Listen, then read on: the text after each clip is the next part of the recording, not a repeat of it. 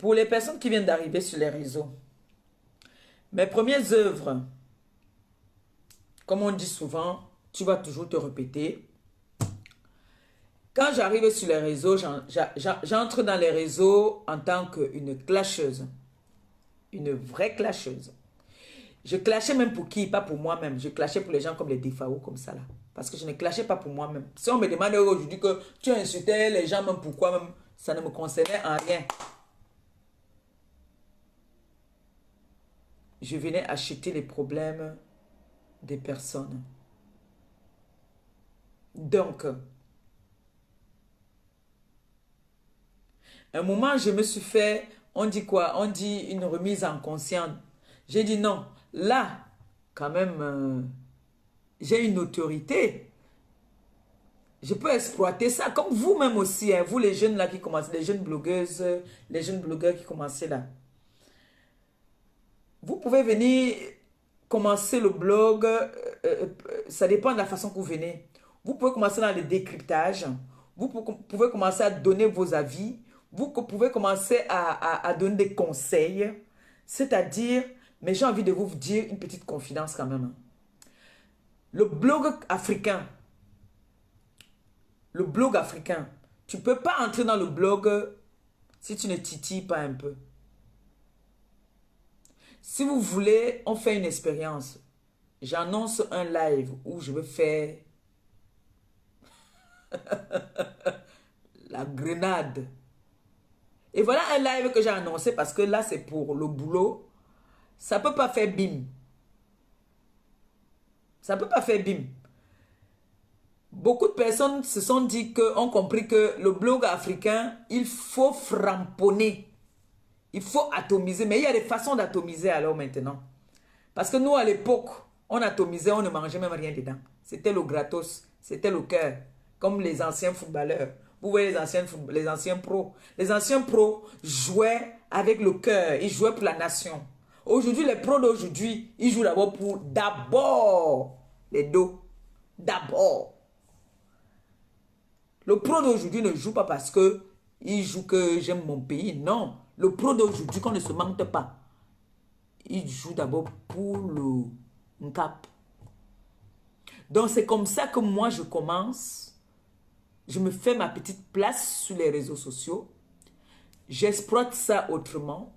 Je dis, bon, maintenant, les personnes qui me suivent, qui m'encouragent, qui aiment bien quand je viens intervenir, venger les personnes qu'il faut venger, quand je viens acheter des problèmes, je viens, t'as dit, valoriser la femme africaine. Parce que la femme africaine avait été déjà salie.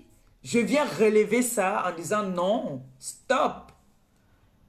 Et c'est comme ça que je me fais ma petite place où j'arrive pour la première fois que j'arrive en Afrique, en vacances, après plus de 12 ans, sans mettre les pieds dans mon pays natal. J'arrive, je suis dans un taxi où j'entends le taximan qui m'explique, on passe devant la prison de Kodengui. Il explique que lui, il a été là-dedans parce que je parlais à mon petit frère, était que Gabriel. Je lui ai dit que petit frère, c'est la prison ici, non? Moi, je suis venu en France un peu trop jeune quand même. Et puis, j'ai dit, mais ça, c'est la prison. Le taximan me dit que c'est l'enfer là-dedans. Dans la blague comme ça. Et puis, je commence à poser des questions. En fait, je lui pose des questions et il me dit que oh, lui-même, il a été là-dedans. Il n'y a pas très longtemps qu'il est sorti. Et qu'il allait en prison pour rien. C'est pour une façon de vous dire. En fait, il faut que je me répète comme ça pour que vous puissiez comprendre d'où mes parties. Parce qu'il y a des personnes qui viennent d'entrer sur les réseaux qui comprennent d'où m'est partie cette idée des dons. Voilà, il faut que je vous explique un peu ça. Donc, c'est comme ça qu'il dit, voilà, moi j'étais en prison, je suis allé en prison pour rien. Je suis chauffeur, on m'a arraché la voiture en plein jour. Et puis mon patron ne m'a pas cru. Il a dit que c'est moi qui j'avais volé la voiture. Et du coup, je suis allé en prison parce que je n'avais personne pour intervenir pour moi. Écoutez très bien l'histoire. Il dit qu'il n'avait personne pour intervenir pour lui. Du coup, on ne l'a pas cru. Il est parti en prison. Maintenant, c'est sa parole contre la parole de son patron. Vrai ou faux? Je ne peux pas confirmer que c'était vrai ou c'était faux. Mais à ce que je sache, il m'a dit qu'il est allé en prison innocemment, que on l'a arraché la voiture en plein jour. Et son patron n'a pas cru en lui. Son patron a dit que c'est lui qui avait volé la voiture. Donc il allait en prison. Son patron l'a mis en prison. Dans la prison maintenant, il m'explique les réalités de la prison. Il m'explique qu'en prison, il y en a qui n'ont même pas de famille. Il y en a que ça fait peut-être même 18 ans qu'il est là-bas, il n'a jamais reçu une visite. Il est là-bas, ça fait des années, il y a des jeunes filles qui sont là-bas, qui vont à l'école à l'intérieur. Il me dit, il y a des filles qui ont les menstrues. T'as dit, comme j'entends pas des fois se moquer qu'une femme saigne pendant des années là. Il dit que là-bas dedans, les filles saignent. Elles n'ont pas de quoi se garnir. Je suis là, je l'écoute. On arrive à destination, je lui dis que, mon frère, on peut boire une. Il dit que, je lui dis qu'il n'y a pas de problème, je te donne tes 10 colos pour ta journée. On s'assoit, il me raconte bien l'histoire. Il me dit que non, restez. Là-dedans, là, il y a des innocents en prison. Quand il m'a dit ça, pour vous dire la vérité, je l'ai cru. Hein. Si je vous dis que je n'ai pas cru, je mens. Je l'ai cru. Donc, pendant qu'il me parlait, j'avais les larmes aux yeux. Il me dit qu'il y a des femmes qui saignent. Elles ont leurs menstrues. Elles n'ont pas de quoi se garnir. Parfois, elles découpent les habits. C'est avec ça qu'elles viennent se garnir. Il me raconte que tu vas entendre une fille dedans, c'est une orpheline. Elle va dire que on a accusé qu'elle a volé l'argent dans la maison de son oncle ou de son père ou de quoi, je ne sais pas quoi. Elle se retrouve en prison. C'est comme ça que je le dis à mon petit frère que, petit frère, la prochaine fois que je reviens au Cameroun, je viens faire des dons ici. À l'époque, on faisait les vidéos. Ce n'était pas les directs. On faisait encore les vidéos. Je lui dis que je viendrai faire les dons ici. Et j'étais en compagnie de personnes qui m'encourageaient. Quand je suis venu poser le projet, tout le monde était partant. Ils m'ont dit oui, on est avec toi, on t'accompagne. On a mis le litchi. C'est Antoine Bachou même qui nous a ouvert le litchi. Il a toujours été avec moi. Il m'a toujours accompagné dans mes œuvres. Mais le diable est venu se mettre entre nous. Ça a failli vraiment nous détruire. Jusqu'où on allait, loin de nous. Aujourd'hui. Ils m'ont accompagné. Nous sommes allés faire des dons. On a eu beaucoup d'attaques. J'ai eu des attaques. Je n'ai jamais eu d'attaque comme ça là. On a vu des hautes personnalités du pays qui étaient contents, très contents. J'ai discuté avec eux. J'étais accompagné de beaucoup de personnes. Et partout où je suis partie, je n'ai jamais volé la vedette à quelqu'un. J'ai toujours dit, voilà, nous sommes une équipe. C'est des personnes qui m'envoient venir vers vous. Parce qu'il y a des personnes qui n'ont pas parfois le courage, qui n'ont même pas le temps. C'est ce que j'ai toujours dit. Pour des personnes qui me connaissent depuis, ils savent que je n'ai jamais volé la vedette de quelqu'un. J'ai toujours dit, je mets toujours mes enfants en avant. Même celui qui est derrière, qui met seulement le cœur, qui n'a jamais mis un centime, il est en avant. Rien que pour son cœur qu'il a mis. Je valorise mes enfants. Je valorise la TKC. Et les sympathisants. Je valorise. Je dis toujours que remercier les tatas et les tontons. Si vous avez des doléances, je donne. Exprimez-vous, parlez. C'est comme ça que je commence à avoir des attaques, même au niveau du pays. Ça commence à parler. La fille d'un monsieur qui était dans la prison commence à me clasher, me traiter de tous les noms d'oiseaux. C'est là que je reste souvent parfois comme ça. Il dit que mais, moi, je n'étais même pas à l'école. Je me suis mené, mais il faut voir les têtes, les instruits qui viennent me clasher. Je suis resté, il dit que merde, frère, ça c'est quoi ça? Je suis reparti en privé, voir les têtes là. J'ai fait à manger de mes mains. J'ai braisé le poisson. J'ai fait le poulet. J'ai amené les jus d'orange. Je suis allé voir ces personnalités maintenant en privé. On a papoté, on a discuté. Je leur ai expliqué que depuis mon passage la dernière fois ici, il y a une dame là, j'ai donné le nom, qui ne me lâche pas, qui m'a traité, comment son père est sorti sur les réseaux. Nana, il me dit, je peux te donner un conseil. J'ai dit oui. Ça, c'est le père. Je ne donne pas le nom. Vous connaissez déjà le nom. Le père Nguiniefa. C'est lui qui me donne ce conseil-là. Qui me dit, toujours avec le sourire, toujours en blanc. Il me dit que, tu sais quoi, ma fille,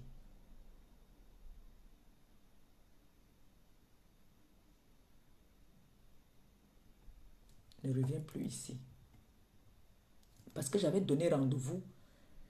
J'avais dit aux enfants dans mon discours que je reviendrai pour vous. Je reviendrai vous voir. Il m'a dit. Et parmi les personnes qui m'accompagnaient,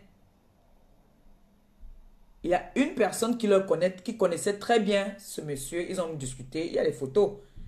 Ils se connaissent très bien. Je vous dis qu'il y avait des personnes bien qui m'accompagnaient. Donc du coup, il m'a dit, ne viens plus ici quand ça commence déjà comme ça. Cette personne même était ici. Depuis qu'elle a abandonné son père, elle n'est plus jamais venue. Bref, il m'a dit, ne reviens plus ici. Il m'a donné le nom d'un orphelinat. Le premier orphelinat où on part, vous vous rappelez?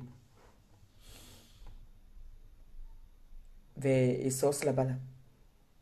Premier orphelinat où on part. C'est lui qui me dit, lui-même étant en prison, il fait les dons là-bas. Donc, qu'il faut aller souvent faire des dons dans les orphelinats, parce que les orphelins, nous sommes des vieilles personnes, nous avons fait des bêtises et nous payons de ce que nous avons fait. Les enfants sont des anges, ils n'ont rien demandé, il faut aller vers les enfants. C'est comme ça que je commence. Je prends son conseil. Jusqu'aujourd'hui, mes plateaux étaient même restés là-bas. J'avais laissé mes plateaux là-bas. Je ne suis plus moi jamais reparti là-bas. Je ne suis plus jamais reparti là-bas. Parce que même le régisseur avait eu des problèmes. J'ai dit que, hey, maman, l'affaire c'est, ça commence comme ça. Puisque quand tu pars rendre visite, tu laisses ta carte d'identité même dehors. On peut vraiment que, hey, j'ai dit que, hey, pardon, oh. Je ne suis pas venu ça avec deux cœurs. Je suis venu pour donner à manger à ceux qui en avaient besoin. Je ne suis pas venu chercher les problèmes. Je ne suis pas venu chercher les problèmes à quelqu'un. C'est comme ça donc que je commence à partir moi faire mes dons dans les orphelinats. Entre-temps, il y a des personnes qui faisaient les dons depuis, mais ce n'était pas médiatisé comme moi, quoi. Donc c'est là qu'on entre dans la cour des grands, où je commence à passer. C'est passé à Canal 2, c'est passé dans les chaînes de télé, c'est-à-dire ça fait le bim.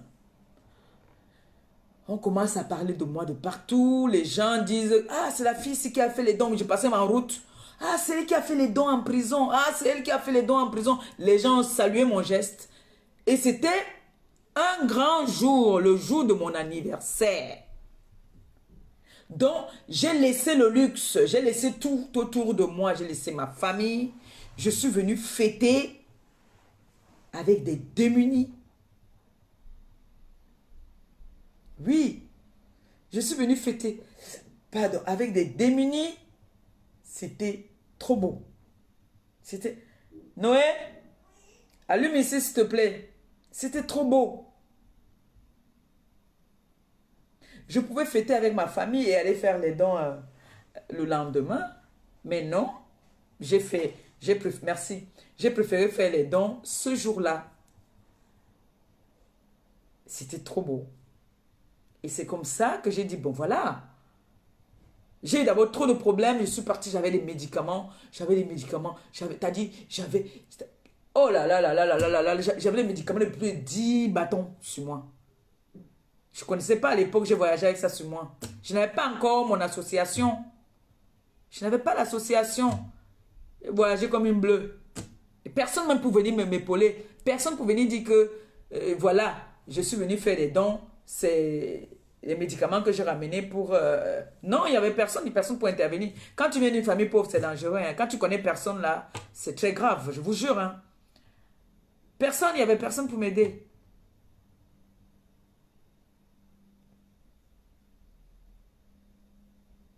Donc c'est comme ça que, bon voilà, c'est parti. J'ai commencé à partir faire les dons tout le temps, jusqu'à maintenant que vous avez toujours été là, vous m'avez toujours épaulé. Même comme il y a des moments où vous vous fâchez.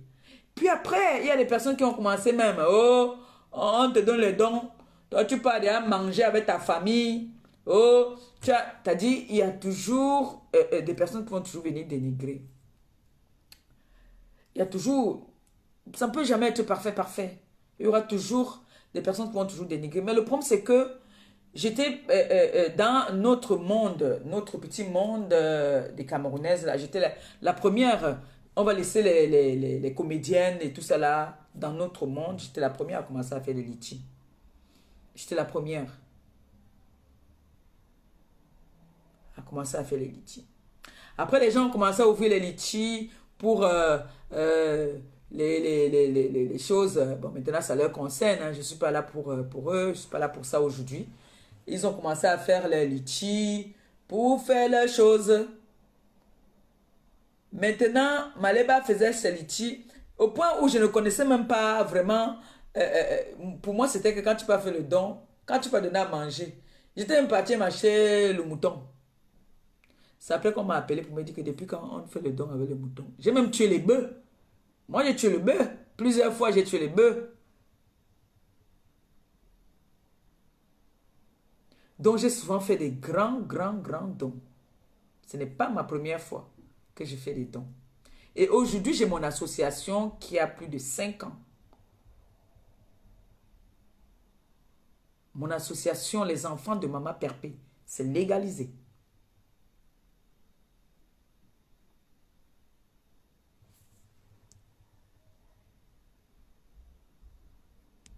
Donc, tout ça, c'est grâce à vous.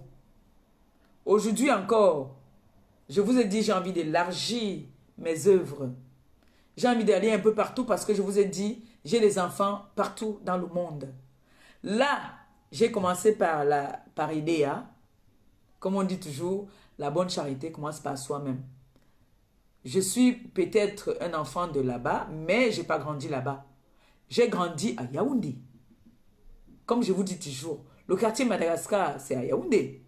Donc, je suis né et grandi, ce qui fait que mes langues, je ne les parle pas bien, je parle plus le français. Parce que ma mère, elle ne nous parlait pas sa langue. Donc, du coup, je m'en vais faire des dons. Même là-bas, je ne connais pas. Là où je parle, là, je ne connais pas aussi là-bas. Là où je parle, là, je ne connais personne. C'est Ntoumba. Mon village a aidé à Ntoumba. Vous voyez, non? C'est Ntoumba. C'est là-bas qui est mon village. Mais il y a des personnes là-bas que je sais que je suis allé là-bas 2 ou 3 fois. Mais je ne connais pas vraiment le village. Je ne peux pas dire que je connais vraiment. C'est que je mens. Moi, j'étais un enfant très récalcitrant. Très têtu. Ma famille le sait. Donc, du coup, je suis encore venu avec le projet. Vous avez répondu encore présent. Et vous continuez à répondre présent. Et je vous dis toujours merci. Vraiment, merci de me lever. Parce que si vous n'avez pas de l'estime pour moi, on dit souvent, l'enfant peut faire une bêtise, on ne met pas l'enfant dehors, on va cogner l'enfant, mais après, On ne laisse pas l'enfant dormir dehors, on laisse l'enfant dans la maison. C'est ce que vous faites avec moi.